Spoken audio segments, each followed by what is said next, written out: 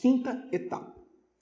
Verificar, só então, quinta etapa, só então você vai verificar se é possível a substituição da prisão cautelar por outras medidas diversas da prisão. Existem algumas medidas diversas da prisão previstas no artigo 319. O artigo 319 diz: são medidas cautelares diversas da prisão, a determinação de comparecimento mensal no juízo, proibição de frequência a certos lugares, proibição de manter contato com certas pessoas, proibição de se ausentar da comarca, recolhimento domiciliar no período noturno, suspensão do exercício de função pública, internação provisória, fiança, monitoração eletrônica. E o artigo 320 diz que poderá ser, inclusive, recolhido o passaporte do indivíduo, a privação do passaporte, recolhimento do passaporte.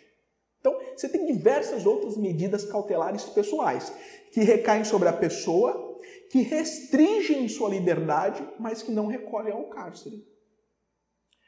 A pergunta que você vai fazer é o seguinte: é possível eu garantir a ordem pública, a aplicação da lei penal, a instrução criminal com essas medidas?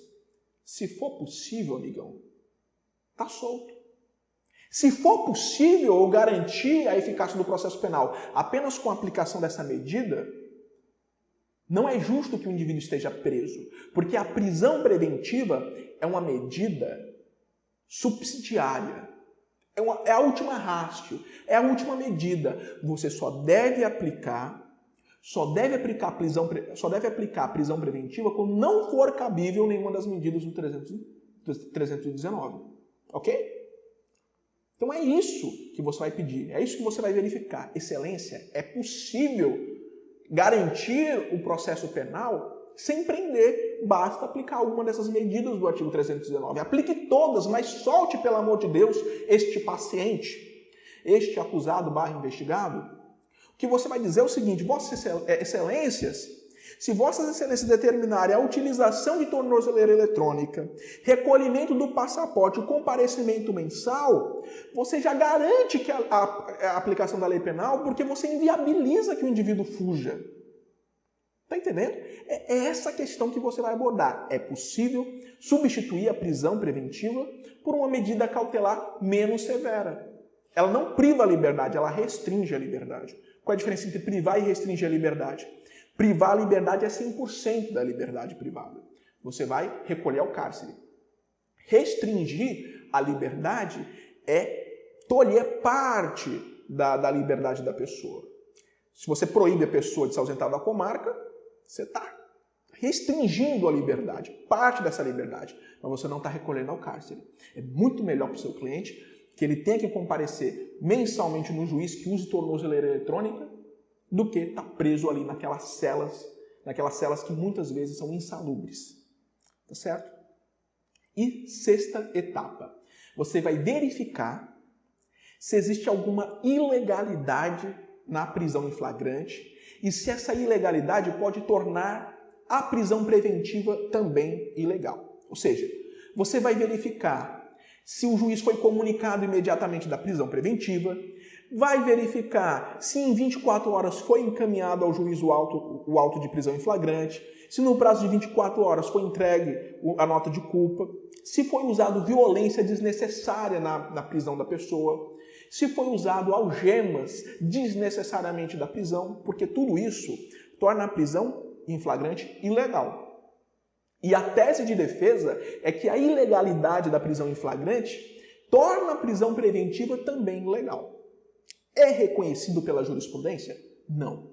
Eu pesquisei, antes de gravar esse vídeo, muitos julgados, e os julgados, todos os tribunais que eu pesquisei, diz o seguinte, posterior decretação de prisão preventiva prejudica a análise de ilegalidade da prisão em flagrante, porque se trata de um novo título privativo da liberdade. É um novo título constritivo da liberdade, é um novo título, é uma nova decisão interlocutória. Então a prisão preventiva é diferente da prisão em flagrante. Por mais que a prisão em flagrante seja ilegal, a prisão preventiva é legal. Como é que você quebra essa argumentação do tribunal?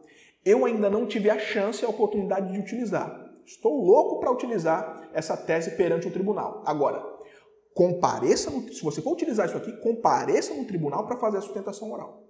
Se você comparecer no tribunal para fazer a sustentação oral, você obriga os desembargadores a prestarem atenção em você.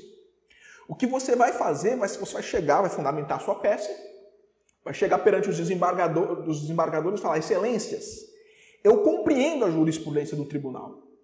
Eu sei que vossas excelências acreditam que posterior decretação de medida de prisão preventiva inviabiliza, prejudica a análise de legalidade de prisão em flagrante. Eu sei disso.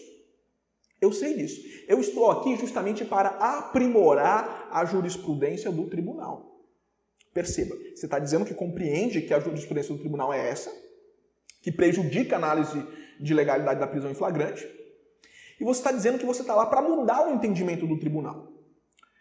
Eu preparei aqui um argumento, eu até agora não vi uma pessoa utilizando esse argumento, possa até ser que já tenha utilizado e tenha indeferido esse argumento, mas se eu for fazer uma defesa, eu com certeza vou utilizar esse argumento e indico que você também utilize.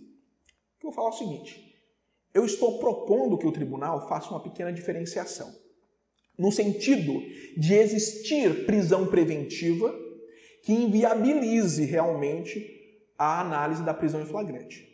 Mas existem prisões preventivas que não inviabilizam a discussão da legalidade da prisão em flagrante.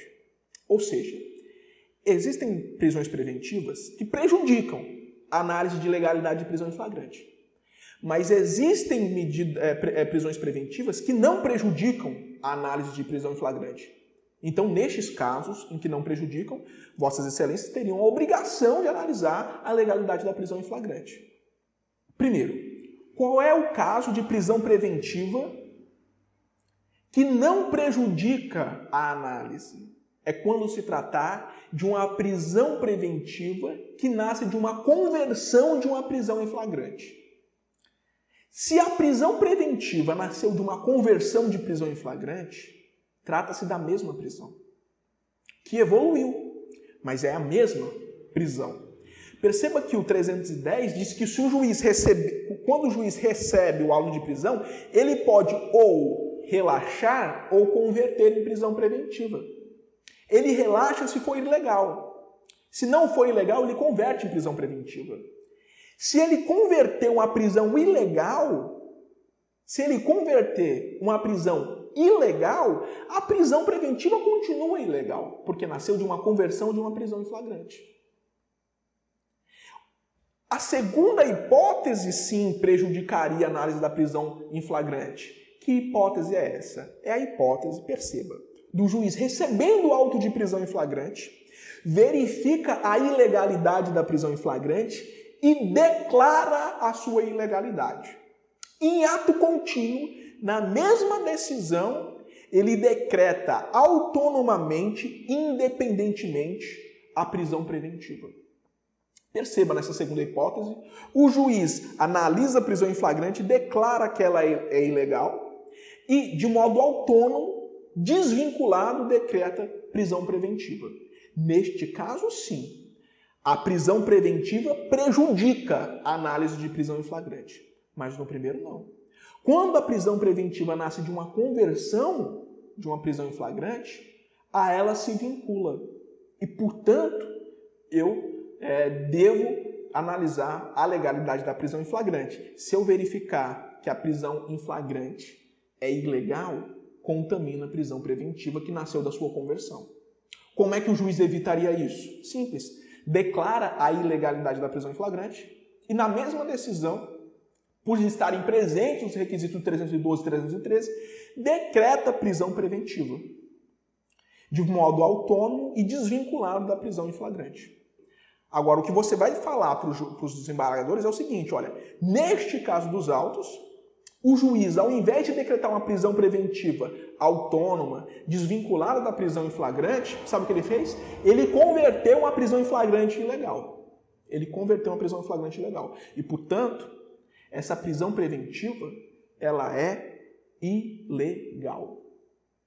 Ilegal. Porque nasceu da conversão de uma prisão ilegal.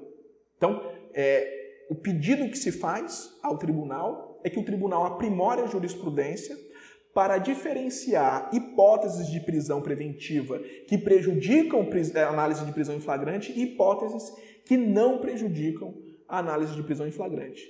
E no caso do seu cliente, para você utilizar essa tese, seria uma hipótese que não prejudicaria. E aí você atacaria a prisão em flagrante e, consequentemente, derrubaria a prisão preventiva. Nunca vi ninguém utilizando essa tese, mas se eu for fazer uma sustentação oral, eu com certeza o utilizarei. Na próxima sustentação que eu fizer perante o tribunal aqui do Rio Grande do Norte, eu com certeza utilizarei essa tese e verificarei como é que os tribunais reagem a essa forma de argumentação. E por último, 7ª etapa. Você vai verificar a periodicidade mínima da revisão da prisão em flagrante. Da prisão em flagrante não, da prisão preventiva. Como é que funciona isso? A resolução conjunta número 1 do CNJ-CNMP diz que, no mínimo uma vez por ano, os promotores e os juízes verificarão a legalidade e a necessidade das prisões. Isso ocorre? Não. Então você vai alegar o seguinte: o indivíduo está preso há diversos anos e nunca foi verificado a legalidade e a necessidade da prisão e por isso, por desrespeito à resolução conjunta do CNJ-CNMP, a decisão se tornou nula. Provavelmente não vai colar esse argumento, mas ao menos essa resolução conjunta serve para te dar uma base. Pelo menos, no mínimo, em ano, é possível se fazer um novo pedido de revisão de prisão preventiva. Então, você está com dúvida de um período razoável, você entrou, foi até o STJ, foi até o STF, foi negado o pedido de relaxamento, o pedido de revogação de prisão? No mínimo, no máximo, cada ano você vai entrar com um novo pedido. Porque com um ano entende a jurisprudência e o CNJ-CNMP que é tempo suficiente para mudar as condições que ensejaram a necessidade da prisão. Pessoal, com isso, nós vimos nosso guia rápido para você derrubar uma prisão preventiva.